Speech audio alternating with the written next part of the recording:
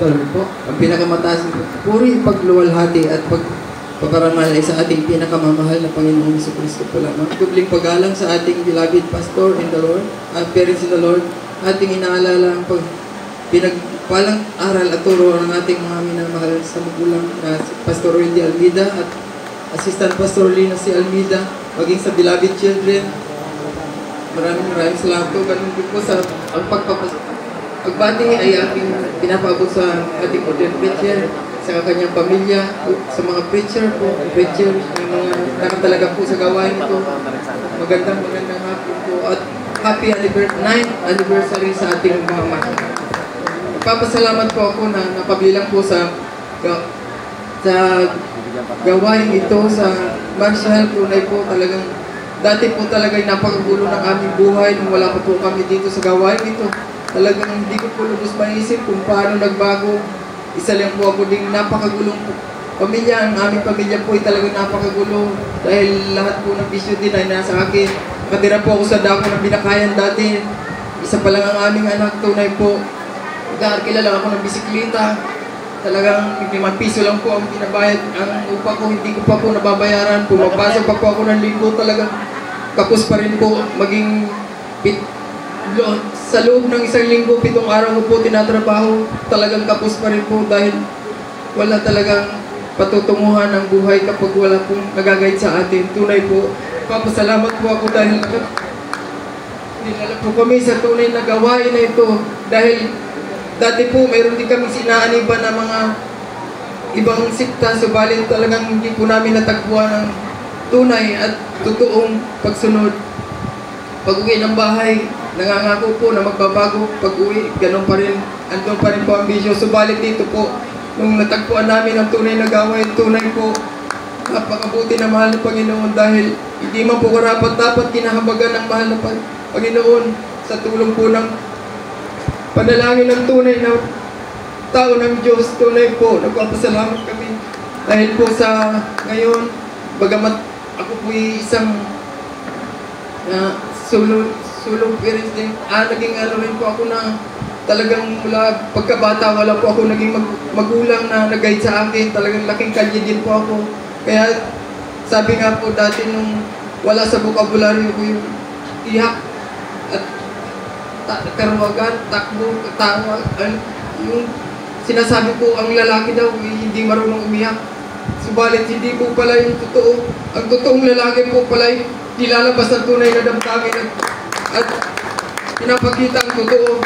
Yan po ang tunay na lalaki. Dito po natagpuan sa tunay na gawain ito. Talagang iba kapag po totoo ang binibigay natin sa ating Panginoon. Totoo rin po ang kanyang ipinagkagal na biyaya at pagpapala. Dahil po noon, wala po talaga kami kahit bisikleta po, wala po, inuupahan ko lang. Subalit ngayon po sa kahabagan ng mahal na Panginoon, natuto po kami nagtapat, nagbigay ng totoo.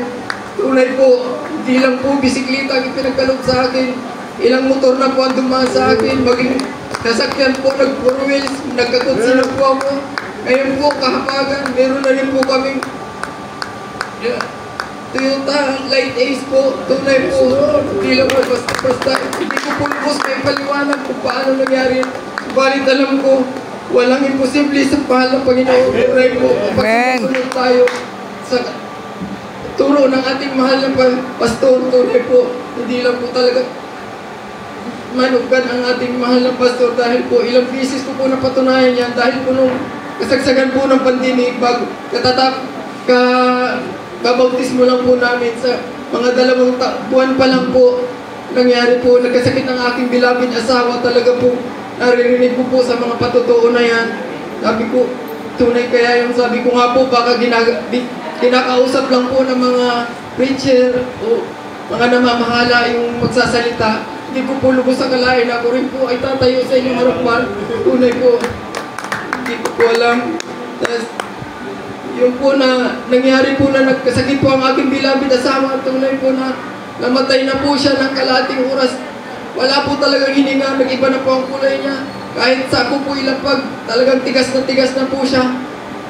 Wala po akong ibang maisip. Kundi sabi ko sa gawain, sabi nila, walang imposible sa mahal ng Panginoon, manalig ka lang. may picture po ang beloved pastor, ang mahal na pastor. Sabi ko po sa akin sarili, sa mahal na Panginoon, hindi ko po kaya marating ang panalangin dahil ako po isa pang makasalanan. Subalit sa mahal na pastor, yung picture po na mahal na pastor, siya po itinikit po sa aking beloved asawa sa dibdib niya. Tunay po, yung karamdaman ng aking mahal na asawa ay talagang biglang gumaling na para pong nagdahilan. Wala pong lahat ng karamdaman niya hanggang sa ngayon po. Talaga pong pinahabagan na rin po kami bilang isang mga awit ng adult choir. Kahabagan po sa lima po karapat dapat. Subalit, pinahabagan po ng mahal ng Panginoon. Hindi lang po yun ng mga pagpapala na aming natanggap nung hatid po ng hatid sa mahal na pastor na huling kanyang hatungan ay tunay po, nakasama rin po kami, ako po na andyan po, may kasama ako doon sa rider. Ang aking po cellphone ay nalaglag, tunay po na hindi ko na po matawa, hindi na po mabuhay, talagang wala na po. Kasi mga kasama ko po ay talagang hindi kami makontak, dumiretso na sila sa deployed area. Subalit, hindi po ako makontak na nandun po kami sa pirmahan ng attendance. Subalit nung pagpasok ko po sa mahal na pastor at inabot po sa akin ang picture ng mahal na pastor, nung nilagay ko po ang cellphone ko, himala po sa himala talaga. Yung cellphone ko po hindi nabubuhay, nabuhay po ng pusa. Grabe po talaga ang himala. Tunay na gawain. Sa pagsunod po talaga ng tunay, talagang andyan po ang pagpapala sa aking pong sa kabaguhan ko po noon dahil talagang 100% po sinunod po namin. Di man po namin nasusunod ng gusto, talaga pinipilit ko po sa aking pamilya talaga kung ano pong itinuro ng mahal na pastor, sinusunod po namin. Kaya po siguro ang mga pagpapalang yan ay tunay po.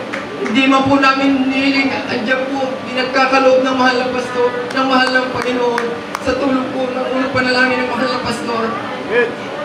Marami din po sa akin mga nangyari na mga aksidente, tunay po na ako po dahil sa pagbumotor ko po, ikasasiro din po ako.